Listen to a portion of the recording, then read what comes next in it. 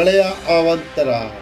ಸರ್ಕಾರಿ ಶಾಲಾ ಕಾಂಪೌಂಡ್ ಕುಸಿತ. ತುಮಕೂರು ಜಿಲ್ಲೆ ಚಿಕ್ಕನಾಯಕನಹಳ್ಳಿಯಲ್ಲಿ ರಾತ್ರಿ 2-3 ಗಂಟೆಗಳ ಕಾಲ ಸುರಿದ ಭಾರೀ ಧಾರಾಕಾರ ಮಳೆಯಿಂದ ಪಟ್ಟಣದ ಸರ್ಕಾರಿ ಪ್ರೌಢಶಾಲೆ ಆವರಣದಲ್ಲಿ ಮರ ಬಿದ್ದು ಶಾಲೆಯ ಕಾಂಪೌಂಡ್ ಕುಸಿದು ಬಿದ್ದು ನೆಲಸಮವಾಗಿದೆ.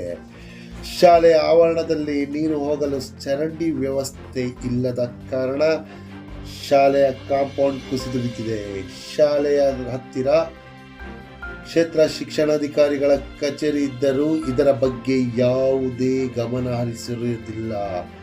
ಇದಕ್ಕೆ ಸಂಬಂಧಪಟ್ಟ ಸರ್ಕಾರಿ ಅಧಿಕಾರಿಗಳ ನಿರ್ಲಕ್ಷ್ಯತೆಯಿಂದ ಶಾಲಾ ಕಾಂಪೌಂಡ್ ಈ ರೀತಿ ಅವ್ಯವಸ್ಥೆಗೊಂಡಿದೆ. ಮಳೆಯು ರಾತ್ರಿ ಸುರಿದ ಕಾರಣ ಯಾವುದೇ ಪ್ರಾಣಹಾನಿ ಸಂಭವಿಸಿರುವುದಿಲ್ಲ.